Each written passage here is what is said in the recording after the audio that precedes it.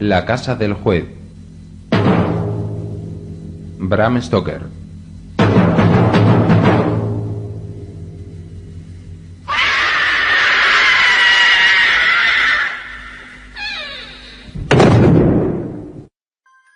Cuando se acercó el tiempo de los exámenes, Malcolmson resolvió instalarse durante algunas semanas en un lugar tranquilo con el fin de prepararse a fondo.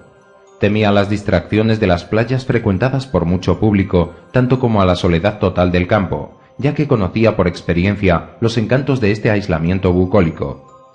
De modo que decidió irse a vivir a algún pueblecito desconocido y sin historia, donde no correría el mínimo riesgo de verse distraído.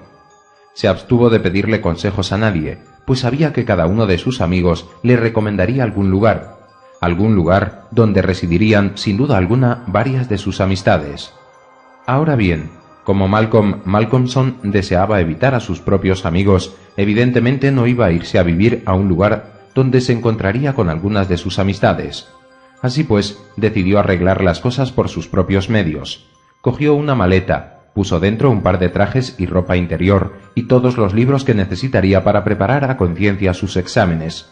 Luego adquirió un billete de ferrocarril para el primer pueblo que vio anunciado en el cartel indicador de la estación y del que no sabía nada en absoluto. Cuando llegó a Benchurch, así se llamaba aquel pueblo, después de un viaje de 3 horas se sintió satisfecho de sí mismo. Estaba completamente convencido de que nadie lograría localizarle. Al fin podría estudiar con toda tranquilidad de espíritu. De momento, se dirigió al único mesón que había en aquel pueblecito y alquiló una habitación para pasar la noche.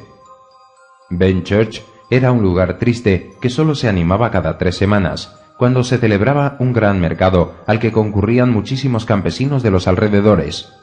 Los demás días aquel pueblo no tenía otros atractivos que los de un lugar desierto.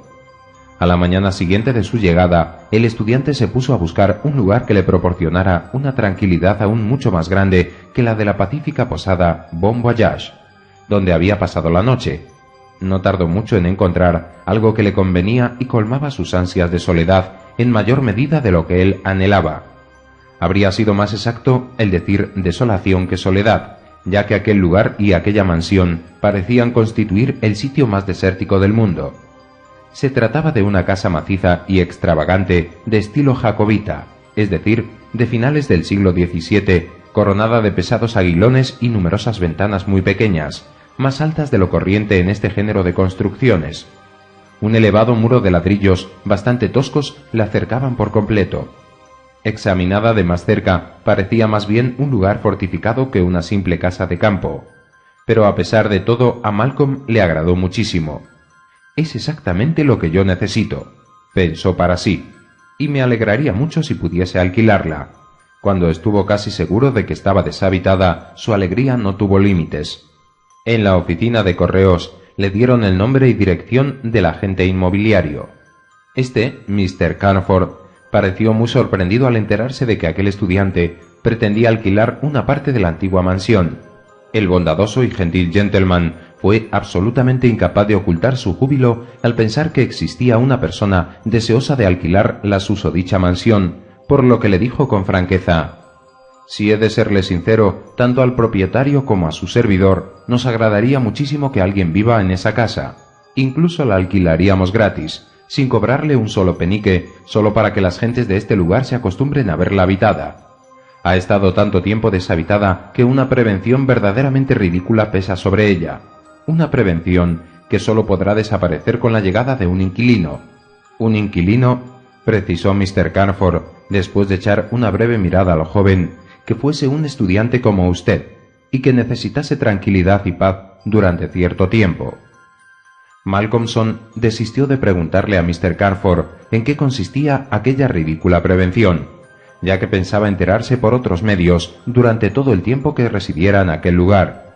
Pagó por adelantado 3 meses de alquiler, se le entregó el correspondiente recibo, y minutos después salía de la oficina del agente inmobiliario con las llaves en el bolsillo y el nombre de una vieja mujer que podría ocuparse de las faenas de la casa. Regresó al Maison Bon Voyage con el fin de hablar con la dueña del mismo.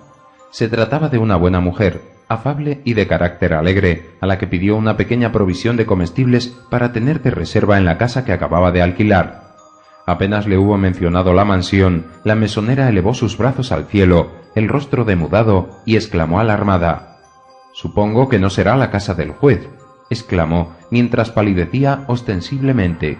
Malcolmson le describió el lugar en que se hallaba la casa, puesto que no sabía cómo se llamaba. Cuando hubo terminado, la mesonera exclamó: «¡Ay! Ya me imaginaba que era la misma. Sí, no hay duda de que ese es el sitio. Es la casa del juez. Ya me suponía que no podía ser otra». El estudiante le rogó que le contara todo lo que sabía de aquella mansión y por qué la denominaban así, como también qué era lo que la gente del pueblo tenía en contra de ella. La mesonera contestó que la llamaban así porque hacía muchos años, muchísimos años, no podía precisarlo con toda certeza, pues en esa época ella no vivía en la comarca, aunque sí estaba segura de que aquello se remontaba a más de 100 años. Había vivido en la casa un juez. Era un juez que aterrorizaba a todo el mundo por sus sentencias despiadadas y por la implacable hostilidad de que hacía gala durante los juicios en el tribunal respecto a los acusados. En cuanto a lo que la gente del lugar tenía en contra de aquella mansión, ella lo ignoraba. Muchas veces había intentado saberlo sin lograr enterarse de nada preciso y concreto. Pero si había que creer en la Vox Populi, era seguro que había alguna cosa. Y en lo que a ella se refería, no sería capaz de pasar una sola noche en aquella mansión, ni por todo el oro encerrado en el Banco de Inglaterra. Cuando terminó de hablar, la mesonera arrepentida se disculpó. «No debí de haberle contado todo esto al señor, sobre todo a un señor tan joven.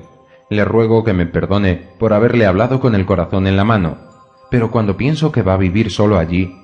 Si usted fuera mi hijo, discúlpeme una vez más por decirle las cosas tal como las pienso, no le permitiría dormir allí ni una sola noche, aunque tuviera que ir yo misma a hacer sonar la gran campana de alarma que el juez hizo montar sobre el tejado de aquella vetusta mansión». La buena mujer hablaba con tanta convicción y sus intenciones eran tan manifiestamente loables que Malcolmson se emocionó, aunque no tomó en serio sus palabras. Le agradeció el interés que se tomaba por la seguridad de su humilde persona y repuso: «Y ahora, mi estimada señora Wickham, le ruego que no se preocupe más por mí, pues después de todo solo he venido a estudiar y a prepararme para los próximos exámenes. Estudio matemáticas, y como esta ciencia exige tal concentración de espíritu, no creo que esa cosa pueda distraerme. Por lo demás, mi trabajo es tan preciso y tan prosaico que no puedo permitirme el lujo de reservar la menor parcela de mi cerebro a esa clase de misterios. Bastante misteriosas son ya para mí las progresiones armónicas, las permutaciones, las combinaciones y las funciones elípticas». Después de que la mesonera le asegurara que ella misma se ocuparía en reunir las provisiones que necesitaba, Malcolmson se dirigió a la casa de la señora Dempster, la anciana que le había recomendado el agente inmobiliario para que se ocupara de las faenas. Cuando llegó 2 horas más tarde a la casa del juez, encontró a la señora Wickham esperándole en compañía de algunos hombres y unos chicos cargados de cestos y paquetes. La buena señora también había hecho venir a un comerciante de muebles que trajo una cama en una vieja carreta, pues como ella afirmaba, aunque las sillas y la mesa de la casa aún estaban en condiciones aceptables, no era tal el caso del vetusto lecho, el cual no había sido aireado desde hacía 50 años. En ese estado no podía asegurar un buen reposo a un joven de su categoría. Era evidente que la señora Wickham se moría de curiosidad por recorrer todos los rincones de la casa, a pesar de seguir temiendo a esa cosa de la que le habían hablado. Tanto era su miedo que se agarró firmemente del brazo del estudiante al oír un pequeño ruido y no lo soltó hasta que hubo terminado de visitar toda la mansión. Una vez que Malcolmson lo hubo visto todo, decidió instalarse en el vasto comedor, pues éste reunía todas las condiciones necesarias para lo que había venido a hacer en aquel sitio. La señora Wickham, con la ayuda de la mujer de la limpieza, se dedicó a poner un poco de orden en aquella estancia. Cuando los chicos hubieron vaciado todos los canastos y cajas, Malcolmson se dio cuenta de que la buena mesonera no solo se había preocupado de traerle los alimentos necesarios, sino que además le había traído comida de su propia cocina. Tenía suficientes provisiones como para pasar un mes aislado, sin necesidad de ir al pueblo por más cosas. Antes de despedirse, la señora Wickham le deseó suerte, y ya en el umbral de la puerta se volvió y dijo: «A mi parecer, como la habitación es demasiado grande y hay muchas corrientes de aire, debería instalar alrededor de su cama uno de esos biombos que hay ahí. Le seré sincera, Si tuviera que pasar solamente una hora aquí completamente sola, con esa cosa misteriosa y con otras que, según dicen en el pueblo, salen de todos los rincones e incluso del techo y que se ponen a contemplarle. Después de estas palabras, la pobre mujer ya no pudo contener más su miedo y salió de la casa como si la persiguieran 1000 demonios.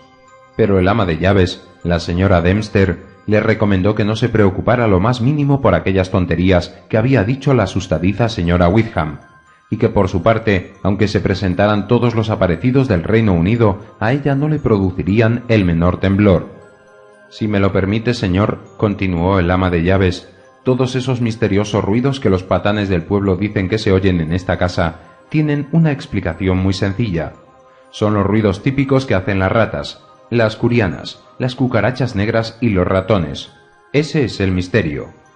En cuanto a lo que cuentan de puertas que chirrían a medianoche, de tejas que caen del techo y de esos cajones que no pueden abrirse, que uno se queda con el asa en la mano cuando intenta abrirlos, también tiene su explicación. Mire allá arriba, al maderamen de la casa. Todo está podrido, carcomido. Tiene más de 100 años. ¿Y vamos a pretender que en estas condiciones no haya ratas, cucarachas negras y curianas? Si el señor quiere ver montones de estos repugnantes bichos, puede estar seguro que los verá. Y estos son los causantes de los misteriosos ruidos nocturnos. Esos patanes del pueblo no son más que unos ignorantes y supersticiosos. Créame, señor, en esta casa no hay esa cosa». «Señora Dempster», respondió con aire grave Malcolmson, haciendo un saludo de admiración, «sabe usted infinitamente más que un sabio profesor de matemáticas. De modo que permítame que le diga que, teniendo en cuenta su indudable sentido común y esas raras cualidades de corazón y espíritu, cuando yo me vaya de esta casa la dejaré aquí para que goce a sus anchas. Le digo esto porque yo solo estaré aquí un mes. Por lo tanto usted podrá permanecer los 2 restantes, pues he alquilado esta mansión por 3 meses. Se lo agradezco con todo mi corazón, estimado señor», respondió la señora Dempster, «pero no puedo aceptar su oferta porque todas las noches tengo que regresar al hospicio de Greenhow. Si estuviera ausente una sola noche, perdería mis derechos de residencia para lo que me resta de vida. Sí, el reglamento es muy estricto, y como hay muchas ancianas esperando una vacante, no puedo exponerme a perder mi plaza. Si no fuera por esto, puede estar seguro que me quedaría con usted todo el tiempo que fuera necesario para atenderle en todo lo referente a la limpieza de la casa y de sus ropas». «Mi querida señora Dempster», repuso el estudiante, «yo he venido aquí precisamente para estar en la más absoluta soledad. Por ello no puedo menos que evocar la memoria del difunto Mr. Greenhow, fundador del hospicio, como testimonio de admiración por la admirable fundación que supo llevar a cabo. Deseo huir de su compañía y de la de cualquier otra persona, porque necesito la más absoluta soledad para concentrarme en el estudio de todos esos libros que ahí ve amontonados. Estoy firmemente decidido a permanecer lo más solitario posible, a costa de lo que sea, aunque haya una legión de fantasmas, duendes y esas cosas en esta vieja mansión. Ni el mismo San Antonio, cuando se retiró al desierto, pudo haber estado más decidido que yo a permanecer solo». La vieja se puso a gruñir. «Ustedes los jóvenes siempre tienen ganas de reírse de todo, y no temen a Dios ni al diablo. Pues bien, siga con su soledad. Aquí la gozará en abundancia, pues esto es un auténtico páramo». Cuando terminó de hablar, la anciana comenzó a limpiar la casa sin dejar de gruñir. A la hora del crepúsculo, cuando Malcolmson regresó a la mansión después de haber dado un pequeño paseo por el bosque mientras estudiaba, siempre llevaba un libro en el bolsillo, se encontró con la habitación completamente limpia y en orden. Unos hermosos troncos ardían en la chimenea, y la mesa estaba preparada con algunos de los suculentos alimentos que le había traído la señora Wickham. «He aquí lo que yo llamo un excelente confort», dijo para sí el estudiante mientras se frotaba las manos. Una vez que hubo terminado de cenar, puso todos los platos en el otro extremo de la larguísima mesa del comedor, cogió unos libros, echó un grueso tronco en la chimenea, reguló la mecha de la lámpara, se instaló con comodidad y se puso a trabajar. No despegó los ojos de los libros hasta las 11 de la noche, pero solo para echar más troncos a la chimenea y graduar otra vez la mecha de la lámpara, como asimismo para prepararse una taza de té. De hecho, y esto se remontaba a su época en el colegio, siempre había trabajado durante largas horas nocturnas a base de tazas de té para no quedarse dormido. Esta infusión era como un lujo para él, y la bebía con deleite, casi con voluptuosidad. El fuego de la chimenea se reanimó y lanzó alegres chispas mientras los troncos incandescentes crujían, proyectando extrañas sombras contra las paredes de la estancia. Mientras el estudiante saboreaba su té a pequeños sorbitos, se regocijaba de estar completamente aislado de todo ser viviente, y fue entonces cuando por vez primera se dio cuenta del ruido que hacían las ratas. «¿Qué cosa más extraña?», pensó. «Mientras yo estaba estudiando no hicieron el más mínimo ruido. Me habría dado cuenta en el acto». Y como el ruido aumentaba cada vez más, Malcolmson consideró que debía consolarse y creer que aquellos roedores acababan de empezar la fiesta. Seguramente las ratas habían permanecido espantadas y quietas debido a su presencia, la luz producida por la lámpara y los troncos ardientes de la chimenea, pero al final se habían acostumbrado a todo ello y habían empezado de nuevo su habitual zarabanda. «¡Qué ruido más extraño! ¡Qué escándalo están armando estas condenadas ratas! Da la impresión de que todas corren por todas partes y al mismo tiempo, de arriba abajo, detrás del artesonado, por el techo, bajo el parquet. Corrían, roían y arañaban». Malcolmson sonrió y recordó la frase de la señora Dempster: «Los fantasmas son las ratas, y las ratas son los fantasmas». El té empezó a hacerle efecto, y el estudiante, despejado y con la mente más lúcida, se dispuso a reanudar su trabajo. El bienestar que sentía le hizo detenerse un instante y contemplar con atención la estancia en la que se hallaba. Cogió la lámpara y comenzó a recorrer toda la habitación. Se extrañó de que una mansión tan antigua, tan poco corriente y tan bella hubiese estado tanto tiempo abandonada. Las maderas labradas eran soberbias, como también los marcos de las puertas y ventanas. Algunos cuadros antiguos colgaban de las paredes, pero estaban tan cubiertos de polvo que incluso elevando su lámpara, Malcolmson no pudo distinguir lo que había pintado en ellos. Mientras inspeccionaba este lugar, observó unas grietas en las paredes, a través de las cuales vio los ojos brillantes de las ratas al reflejarse en ellos la luz de su lámpara. Estas huyeron con rapidez mientras lanzaban agudos gritos. Sin embargo, lo que más le impresionó fue la cuerda de la inmensa campana de alarma del techo. Esta pendía en un rincón de la estancia, a la derecha de la chimenea. Acercó a ese lugar un gran sillón de roble, se sentó en él y bebió una última taza de té. Después de esto, se levantó, reavivó el fuego de la chimenea y volvió a ponerse a estudiar, esta vez sentado en un rincón de la mesa, con la chimenea a su izquierda. Al principio las ratas y su sempiterna cabalgata le molestaron muchísimo, pero al final se acostumbró al ruido de los roedores, igual que se acostumbra uno al tic-tac de un reloj de péndulo, al murmullo de las olas del mar. Pronto se absorbió tanto en su trabajo que nada en el mundo existía ya para él, excepto el problema que trataba de resolver. Bruscamente levantó los ojos.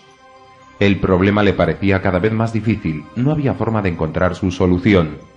Observó que en la atmósfera de la estancia había esa cosa indefinible que precede al alba y que llega a sobresaltar por lo que tiene de ambiguo.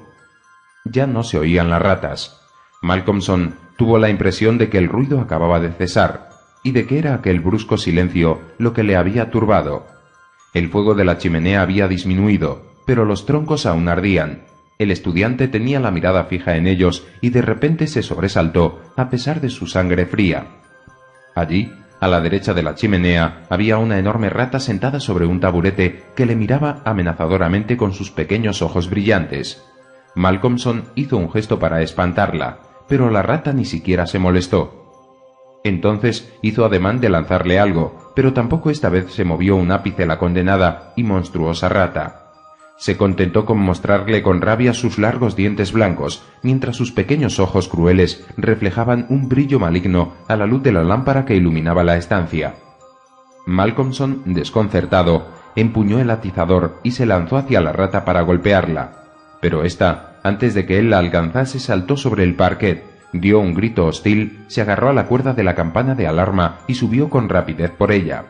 Desapareció en las tinieblas, más allá del círculo de claridad que delimitaba la pantalla verde de la lámpara. Entonces ocurrió algo verdaderamente misterioso e inexplicable. En el mismo instante en que la enorme rata desapareció, las otras empezaron su zarabanda desenfrenada bajo las planchas del artesonado. Después de todos estos sucesos, A Malcolmson se le acabaron las ganas de resolver aquel problema de matemáticas. Además ya era demasiado tarde. Un gallo cantaba en lontananza, anunciando el alba. El estudiante se metió en la cama y minutos más tarde reposaba como un tronco. Dormía tan profundamente que la llegada de la señora Dempster no le disturbó lo más mínimo. Solo se despertó cuando la anciana del hospicio, después de haber barrido y fregado toda la casa, se decidió a dar unos golpes en el biombo que rodeaba su cama. Malcolmson estaba aún un poco fatigado después de su prolongada labor nocturna, pero después de haber tomado una buena taza de té bien concentrado, se sintió más fresco que una lechuga. Cogió un libro y se fue a dar un paseo, llevándose unos cuantos bocadillos por si acaso no sentía deseos de regresar temprano. Cuando salió del burgo, vio un pequeño sendero al que daba sombra una hilera de grandes olmos, y como aquel lugar le pareció muy tranquilo, decidió pasar allí casi toda la jornada y estudiar el famoso tratado de matemáticas de Laplace. A su regreso se acercó al Maison Bon Voyage para comprobar si estaba allí la señora Wickham, a quien deseaba agradecer todas las atenciones que había tenido para con él. Cuando la mesonera le divisó a través de los cristales esmerilados de su amplia ventana, salió de inmediato y le rogó que pasara dentro. Una vez en el mesón, le contempló y dijo mientras meneaba la cabeza: «No debería trabajar tanto, señor. Le encuentro muy pálido. Trabajar muy tarde y duro nunca ha hecho bien a nadie. Pero dígame, ¿cómo ha pasado la noche? Espero que bien. La señora Dempster me dijo que esta mañana cuando llegó le encontró durmiendo profundamente, tanto que usted apenas se dio cuenta de su llegada. Me alegro mucho de ello, pues el sueño repara las fuerzas gastadas». «A decir verdad», respondió sonriendo el estudiante, «nunca me he encontrado tan bien como ahora. Y como ve la famosa cosa, no me ha molestado en absoluto. Las únicas que me molestaron fueron las ratas, que estuvieron toda la noche armando una zarabanda como si la casa fuese un circo. Entre estas había una auténtica diablesa de mirada feroz, que se sentó sobre mi mismo sillón junto al fuego de la chimenea sin asustarse lo más mínimo de mi persona ni de los gestos que hice para espantarla. Al final cogí el atizador y traté de golpearla. Apenas hice esto, el enorme roedor subió rápidamente por la cuerda de la campana de alarma y desapareció en la parte alta del techo. No puedo decirle dónde se escondió, ya que estaba muy oscuro allá arriba, aunque supongo que habrá algún boquete o escondrijo. «Dios tenga piedad de todos nosotros», exclamó la señora Wickham. «¿Dice usted una vieja diablesa? Y sentada en su sillón junto al fuego. Desconfíe usted, señor, desconfíe. A veces hay más verdad en lo que murmura la gente que en un tratado de matemáticas. Explíquese mejor porque no comprendo lo que quiere dar a entender». «Aquella rata era un viejo diablo, quizá el mismo diablo», explicó la mesonera, pero como el estudiante se echó a reír, añadió: «Ustedes los jóvenes siempre se ríen de las cosas que dicen las personas de mi edad. Pues bien, haga lo que quiera, allá usted. Dios quiera que pueda seguir riendo durante muchísimos años». Acto seguido, la mesonera dio rienda suelta a su carácter alegre y dicharachero y pareció olvidar todo lo que habían estado hablando. «Le ruego que me perdone», dijo Malcolmson, disculpándose, «pero al reírme no pretendía burlarme de usted. Pero eso de que el diablo en persona vino a sentarse en mi sillón la noche pasada me parece una cosa difícil de admitir». Aquella noche, la zarabanda de las ratas empezó mucho más temprano. Aparentemente ya habían empezado a armar todo aquel escándalo antes de que Malcolmson regresara, y se callaron a la llegada de éste a la casa como si se hubiesen sorprendido de su regreso. Después de la cena, el estudiante se sentó junto a la chimenea para fumar un cigarrillo. Luego, una vez que hubo retirado todos los platos de la mesa, se puso a trabajar. Aquella noche las ratas le molestaron mucho más que la anterior. Cómo corrían las condenadas, de arriba abajo por el parquet, por el techo, por todas partes. Gritaban, roían, arañaban. Se envalentonaron tanto que al final incluso se atrevieron a asomar sus hocicos por entre las rendijas de las paredes y a dejar ver sus pequeños ojillos brillantes en los que se reflejaban los chisporroteos de los troncos que ardían en la chimenea. Pero como el estudiante parecía haberse acostumbrado ya a aquellos roedores, las miradas de estos hasta llegaron a parecerle benignas. Lo único que llamó su atención fue la actitud enloquecida de aquellos repugnantes bichos. Algunas veces las ratas más temerarias se aventuraban a bajar hasta el parquet, ocultándose entre las grietas del mismo. No obstante, como todo esto le distraía de sus estudios, trató de espantarlas con el gesto y la voz. Dio un violento puñetazo sobre la mesa mientras les gritaba «¡Chut! ¡Chut!». Entonces las ratas huyeron, yendo a esconderse en los numerosos boquetes y grietas del artesonado de la estancia. La primera parte de aquella noche transcurrió de esa forma, pero a pesar del ruido, Malcolmson acabó por absorberse en su trabajo. De repente se detuvo extrañado como la víspera por una sensación súbita de silencio. Todo quedó en quietud. Las alocadas carreras de las ratas, su continuo roer en las maderas, el ruido de los arañazos mientras trepaban, sus chillidos. El estudiante se acordó de su extraña aventura de la noche pasada. Aquello parecía el silencio de una tumba. Instintivamente miró hacia el sillón que había quedado junto al fuego de la chimenea y no pudo dominar un sobresalto violento. Allí, cerca de la chimenea, estaba sentada la misma gigantesca rata de la víspera y le miraba con sus ojillos amenazadores con insistencia. Maquinalmente, Malcolmson echó mano a lo primero que vio junto a él, los logaritmos, y lanzó el grueso volumen al enorme roedor, pero calculó mal el golpe y la rata apenas se movió. Entonces, igual que la víspera, el estudiante cogió el atizador y también como el día anterior, la rata al verse en peligro dio un salto y se puso a subir por la cuerda de la campana de alarma. Y cosa extraña, su huida coincidió con la zarabanda de las demás ratas. Una vez más, al estudiante le fue imposible localizar el boquete en donde se escondía la condenada rata, pues la pantalla verde de su lámpara dejaba en sombras aquella parte del techo. Por añadidura, el fuego de la chimenea ya no brillaba mucho. Malcolmson echó un vistazo a su reloj de pulsera y comprobó que era cerca de la medianoche. Puso un tronco en la chimenea y preparó té para estar despierto durante las largas horas de la noche que pensaba dedicar al estudio. Luego, antes de ponerse a trabajar, encendió un cigarrillo y se instaló en el sillón donde solía sentarse la gigantesca rata. Mientras fumaba, se preguntó en qué boquete se ocultaría el dichoso roedor, aunque ya había planeado una idea a este respecto para el día siguiente. Una idea que podía condensarse en una sola cosa: poner una ratonera allí arriba. De momento se limitó a encender una segunda lámpara y colocarla de forma que iluminara aquella parte del techo por donde desaparecía siempre el monstruoso animal.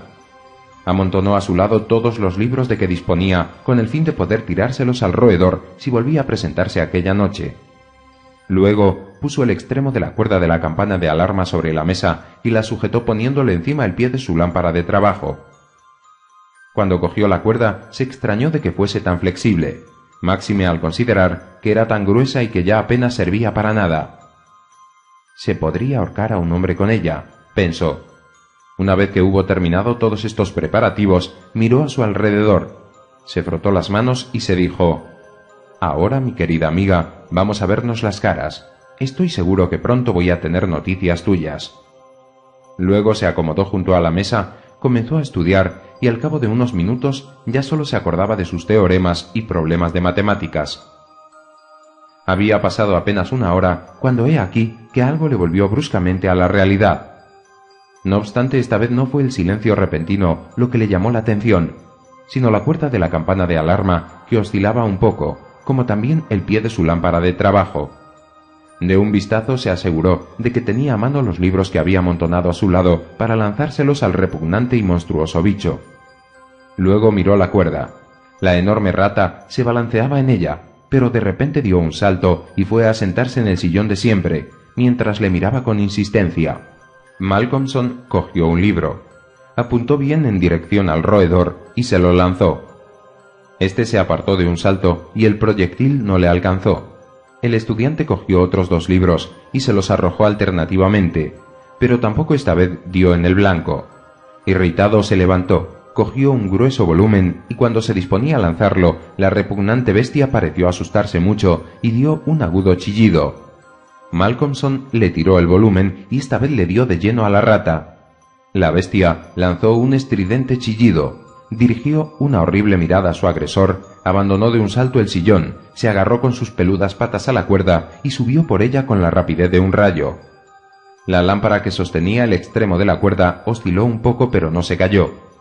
Malcolmson no le había quitado la vista de encima al gigantesco bicho, y gracias a la claridad que proyectaba la segunda lámpara, pudo ver cómo se deslizaba por el borde de una plancha del artesonado y desaparecía en un boquete que había en el centro de un cuadro.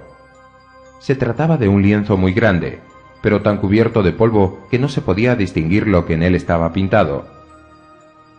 «Mañana por la mañana tendré que echarle un vistazo al escondrijo de mi amiguita», se dijo el estudiante mientras recogía los libros del suelo. «Ya veo que es el tercer cuadro contando a partir de la chimenea. Ya me acordaré mañana de este detalle». A continuación, colocó uno por uno sobre la mesa los libros que había recogido del suelo. «Las secciones cónicas, ¿de qué poco me han servido?», se dijo. «Las oscilaciones cicloidales, también este. Prolegómenos, más o menos como los demás. Ni la teoría cuántica ni siquiera la termodinámica. Ah, aquí está el libro con el que he acertado a darle». Malcolmson lo examinó, le dio la vuelta y leyó su título. Palideció y miró a su alrededor con cierta mezcla de malestar e inquietud. Aquel libro era la Biblia.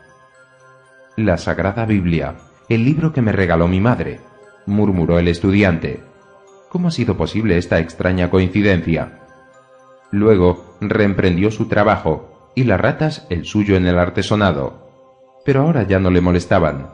Su presencia le servía de una especie de compañía. Sin embargo, le fue imposible volver a concentrarse en su trabajo, y después de tratar en vano de comprender el teorema que estaba estudiando, dejó los libros y se metió en la cama cuando ya los primeros rayos del sol penetraban por la ventana.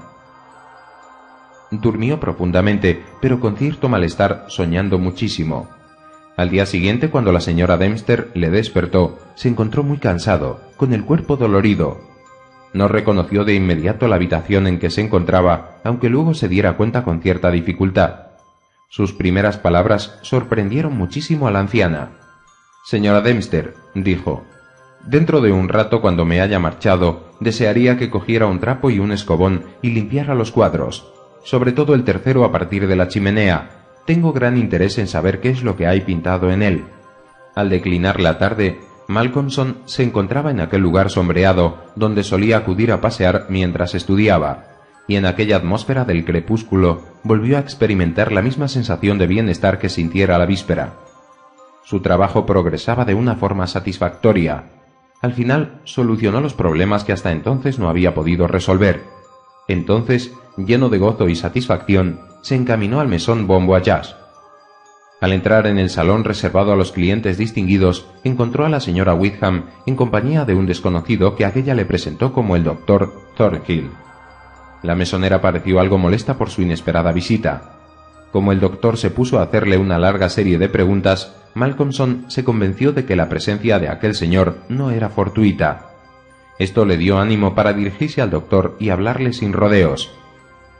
«Será un placer para mí, doctor», dijo, «el responder a todas esas preguntas que acaba de formularme, con la condición de que usted lo haga primero a una pregunta que deseo hacerle».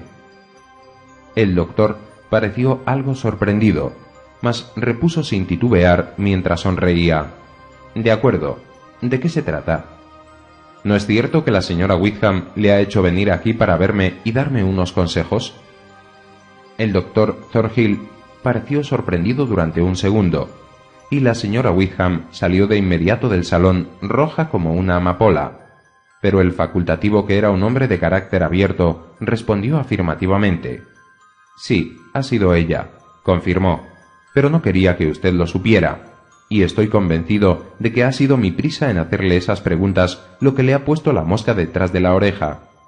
La señora mesonera me ha dicho que no le agradaba que usted viviera solo en aquella casa, y que según su opinión usted bebe mucho té, demasiado concentrado.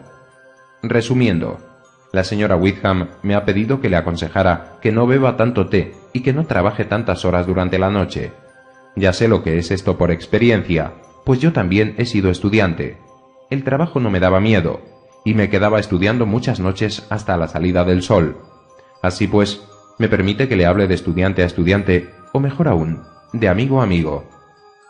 «Choque estos 5, como dicen en América», contestó Malcolmson, y le tendió la mano sonriéndole gentilmente. «Le agradezco mucho su sinceridad, y también le estoy muy reconocido a la señora Wickham por preocuparse de mi salud. Como su franqueza despierta la mía, le prometo no beber más té hasta que me lo vuelva a autorizar. como asimismo acostarme a partir de esta noche a la 1 de la madrugada a más tardar. ¿Está satisfecho? Perfecto, dijo el doctor. Y ahora díganos todo lo que ha observado de extraño en esa casa. La señora Wickham había regresado junto a ellos. Malcolmson les contó todo lo que había visto y sucedido durante las 2 últimas noches.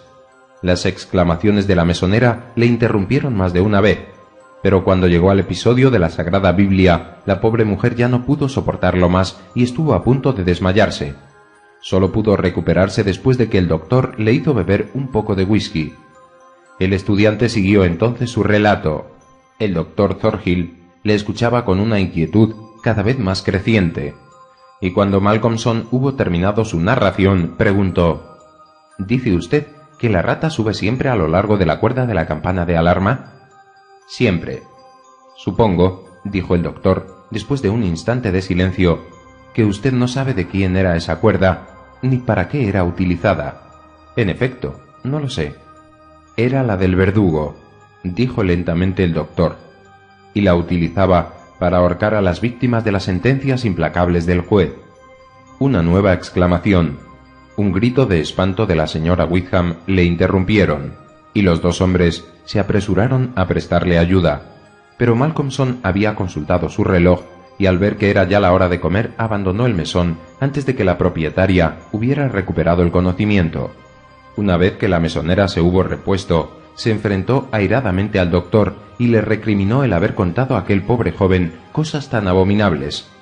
«Mi querida señora Wickham», respondió el galeno, «al hablarle de aquellas cosas yo perseguía un fin determinado. Deseaba atraer su atención sobre la cuerda de la campana. Es muy posible que esté agotado. He observado que ha trabajado más de lo que debiera, aunque puedo asegurarle que está perfectamente bien en cuanto a su salud física y psíquica. Sin embargo, esas ratas y la idea del diablo». Al llegar aquí, el doctor meneó la cabeza. «He estado a punto de proponerle pasar la noche con él, pero no me he atrevido, porque temí que se lo tomara mal. En caso de necesidad, temores o alucinaciones, desearía que tirase de esa cuerda. Como se encuentra solo, el ruido de la campana nos alertaría y podríamos acudir en su ayuda. De todas formas, esta noche pienso estar en vela hasta lo más tarde que me sea posible, de modo que no se extrañe ni se asuste si mañana hay noticias nuevas en este pueblo de Benchurch». «¿Qué pretende decir, doctor?», le preguntó ansiosamente la mesonera. «¿Qué quiere decir?».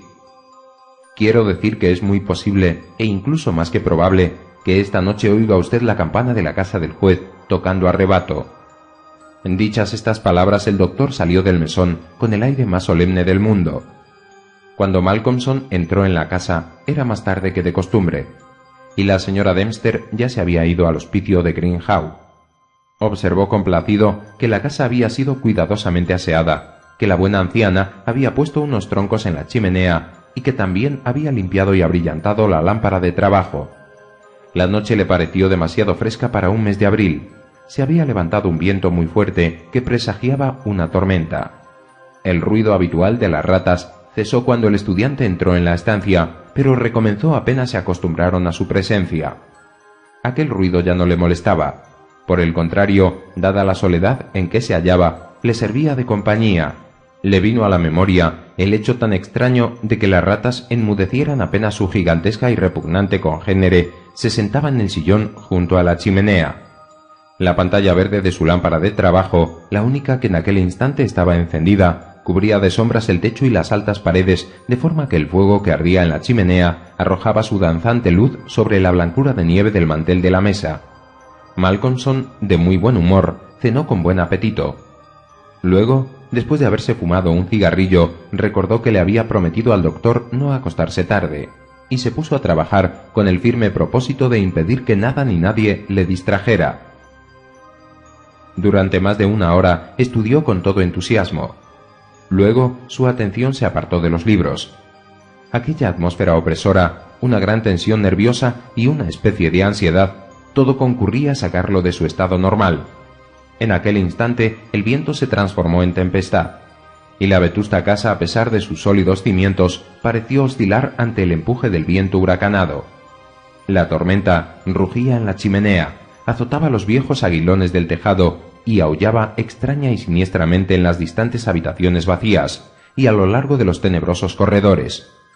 Incluso la pesada campana de alarma parecía sentir los estragos de aquella espantosa tormenta, y el viento tenía que moverla sin duda alguna, pues su flexible cuerda subía y bajaba con suavidad, golpeando cada vez el parquet de roble con un ruido seco y sordo.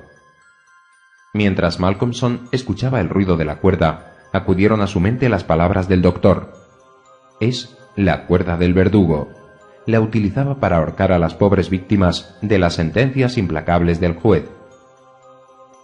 Se acercó al rincón de la chimenea, cogió la cuerda y la examinó. Al principio creyó ver en ella cierto efecto maléfico, y durante un instante trató de imaginarse a los que habían sido ahorcados con ella, como asimismo el macabro placer del juez al ver a aquellos infelices. A pesar de estar de pie, el balanceo de la campana hizo mover la cuerda. Entonces se dio cuenta de un hecho nuevo para él, de una especie de temblor, como si alguna cosa se estuviera moviendo a lo largo de la soga. Malcolmson levantó la mirada y vio a la gigantesca rata que bajaba lentamente por la cuerda mientras le miraba con sus crueles ojillos. Soltó de inmediato la cuerda, dio un paso atrás, y la rata espantada volvió a subir y desapareció instantes después.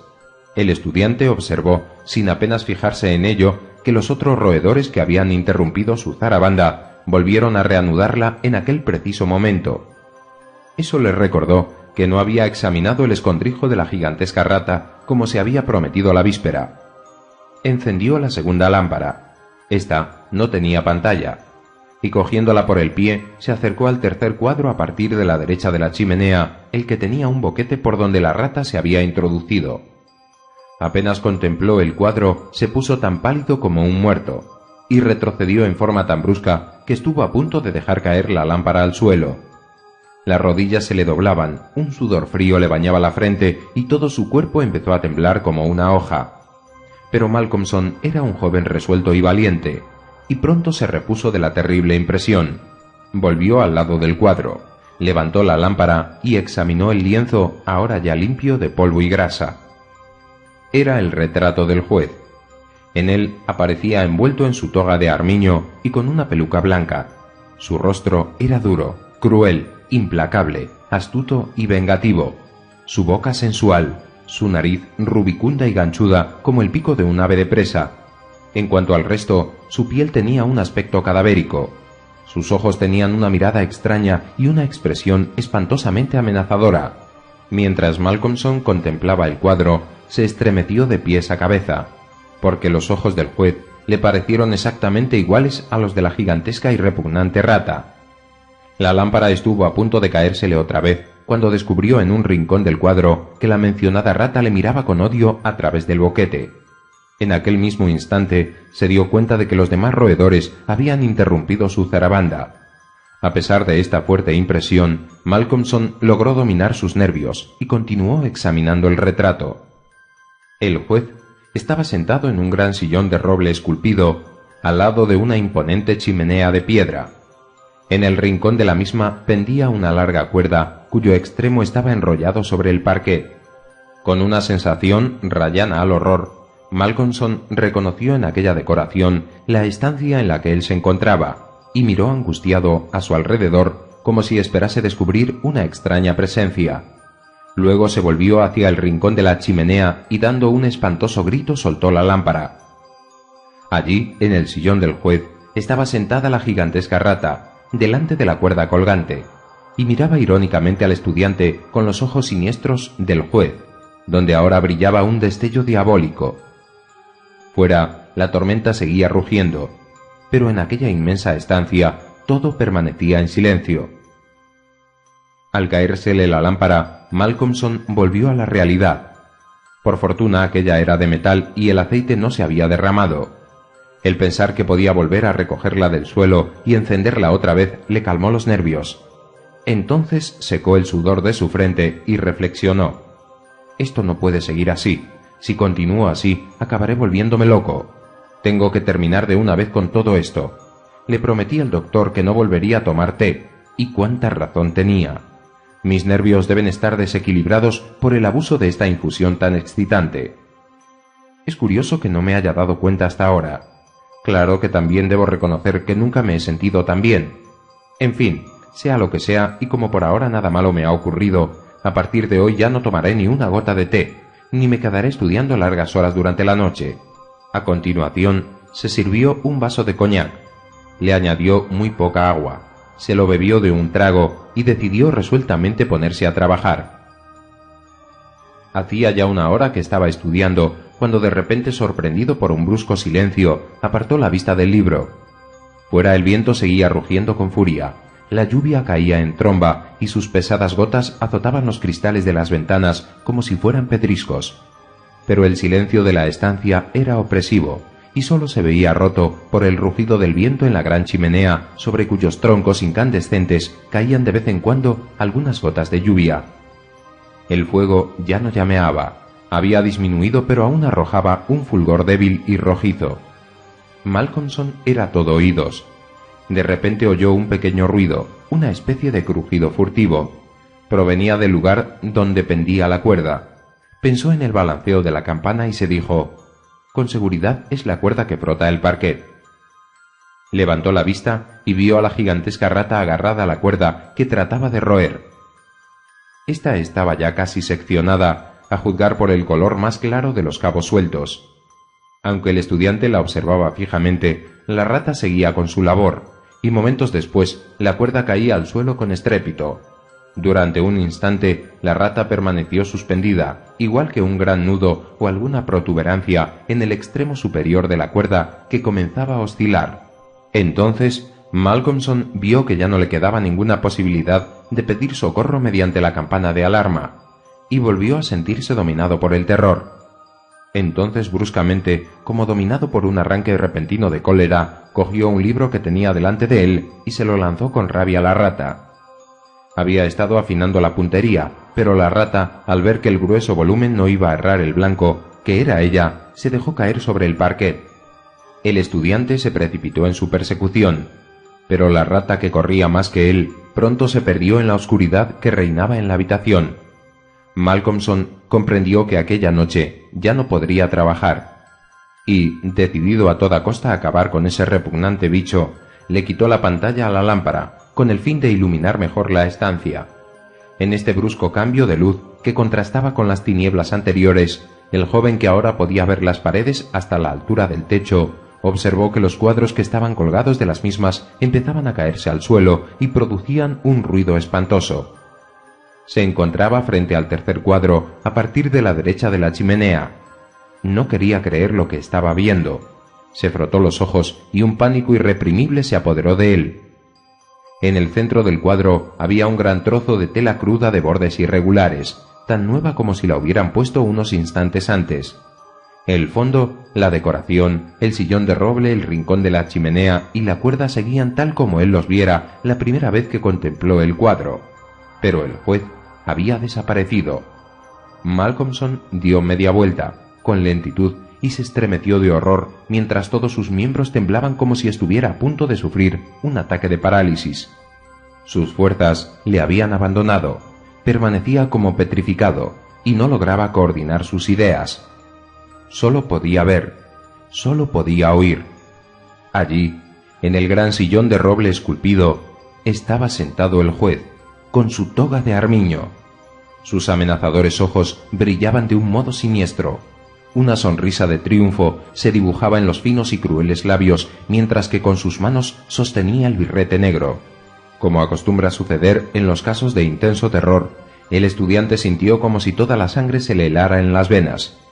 Fuera, la tormenta seguía rugiendo con furia, pero a pesar del estruendo, a sus oídos llegó perfectamente audible el tañido del reloj de la plaza del mercado al dar la primera campanada de la medianoche.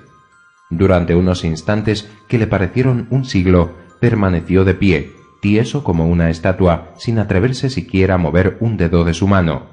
El reloj continuaba retumbando. La sonrisa triunfal del juez desapareció de sus labios y al sonar la última campanada se cubrió la cabeza con su birrete.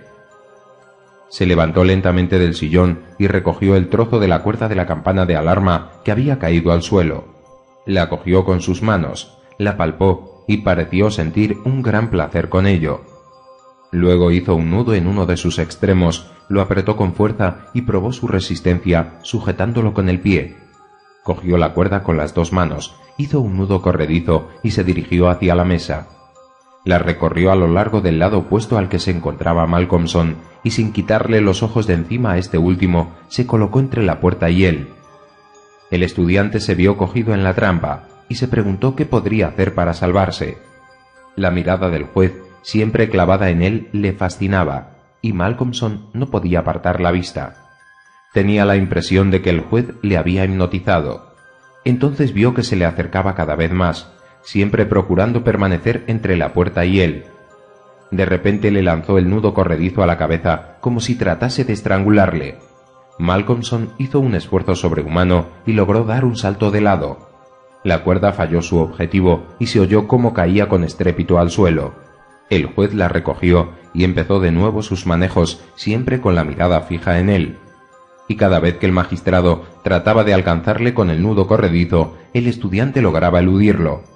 Esto duró mucho tiempo, muchísimo tiempo, pero daba la impresión de que nada ni nadie haría desistir de su siniestro empeño al juez, que jugaba con el estudiante como el gato con el ratón. Al fin, cuando llegó al colmo de la desesperación, Malcolmson echó un vistazo alrededor suyo. La lámpara parecía alumbrar más que nunca, y se veían claramente todas las cosas que había en la estancia. Por todas partes, en las grietas de los muros, en los boquetes del techo, en las hendiduras del artesonado, se veían brillar numerosos ojillos de ratas, y este hecho, sin poder explicárselo, le reconfortó un poco. Levantó la mirada hacia el boquete del techo, de donde pendía el trozo de cuerda restante, y observó que cada centímetro del mismo estaba cubierto por ratas. Asimismo, muchos roedores subían y bajaban por aquel trozo de cuerda, y la campana comenzaba a bambolearse ligeramente bajo su peso. Un sonido metálico retumbó en el aire. El badajo había hecho vibrar la campana. El sonido era muy débil, desde luego, pero la campana estaba a punto de sonar cada vez más. Era seguro que el sonido se amplificaría.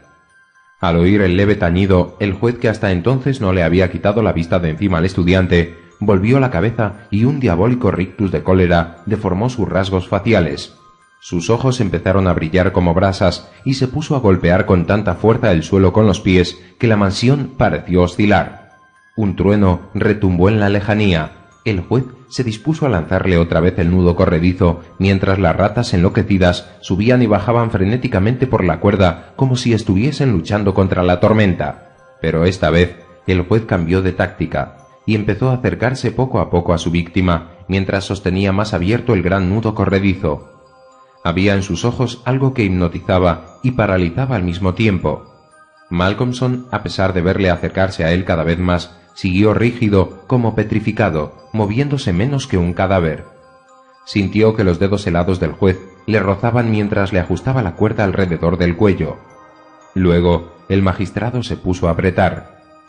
El nudo se cerró cada vez más, cada vez más.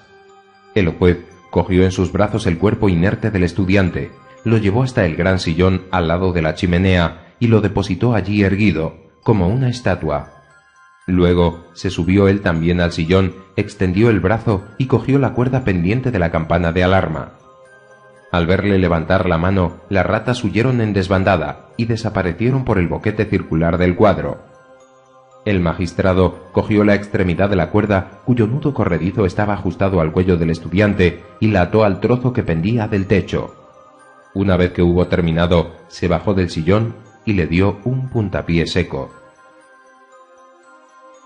Al oír tañir la campana de la casa del juez, los habitantes del pueblo empezaron a congregarse. Se encendieron linternas y toda clase de faroles. Una masa de gente silenciosa y angustiada se encaminó hacia la vetusta mansión. Uno se adelantó y golpeó la puerta, mas nadie respondió. Entonces la derribaron, y todos se precipitaron dentro del enorme comedor de lujo, conducidos por el doctor Thornhill. Vieron horrorizados cómo el cuerpo del joven estudiante se balanceaba en el extremo de la cuerda de la campana de alarma, mientras allá arriba, en su cuadro, el juez sonreía maliciosamente.